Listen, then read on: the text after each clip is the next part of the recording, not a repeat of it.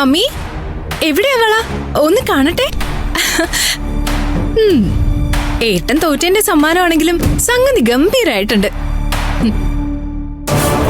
സത്യം പറഞ്ഞ ഏട്ടൻ മമ്മിക്ക് വളയിട്ട് തരുന്ന ആ രംഗമുണ്ടല്ലോ, അതൊന്ന് ഷൂട്ട് ചെയ്ത് വെക്കേണ്ടായിരുന്നു. ഞാനങ്ങ് മറന്നുപോയി മമ്മി. എന്തൊക്കെയാടി നീ പറയുന്നത്? ഏട്ടനൊരു അബദ്ധം പറ്റി.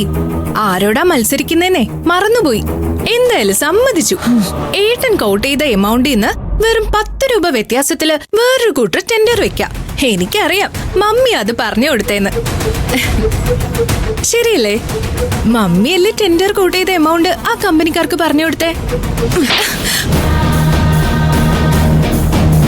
എന്താടി നീ പറഞ്ഞേ? അവനെ തോൽപ്പിക്കാൻ വേണ്ടി നമ്മുടെ കമ്പനി കൗട്ട് ചെയ്ത എമൗണ്ട് മറ്റൊരാൾക്ക് ഞാൻ പറഞ്ഞു കൊടുത്തുന്നോ? മമ്മി, നിനക്കൊന്നും എന്റെ മനസ്സ് മനസ്സിലായിട്ടില്ല. അവനും ഞാനും തമ്മിൽ പല വെല്ലുവിളികളും നടക്കും. അത് ഈ വീട്ടിനകത്ത്.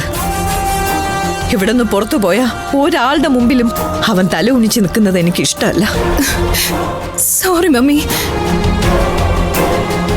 ആരെങ്കിലും കരുതി കൂട്ടിയാ അവനെ തോൽപ്പിച്ചതെങ്കിൽ അവരാരെന്നറിയാനാ ഞാൻ ശ്രമിക്കുന്നേ.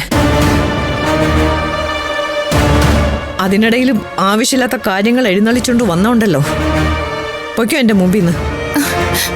Mummy, I am really sorry. Mummy ഇങ്ങനെയാ ചിന്തിക്കുന്നതെന്ന് എനിക്കറിയില്ലായിരുന്നു. എന്റെ ചിന്തകൾ ആർക്കും അറിയില്ല. എന്നെ കുറിച്ച് 2 വാക്കുകൾ എല്ലാവർക്കും അറിയൂ: അഹങ്കാരി, ദുരഭിമാനി. അതുകൊണ്ട് തീർന്നു പത്മ. എടി, അവൻ എന്റെ മോനാ. അവനെ വളർത്തി വലുതാക്കുമ്പോ അവന്റെ പേരില് അറിയപ്പെടണമെന്ന് ആഗ്രഹിച്ച അമ്മയാണ് ഞാൻ.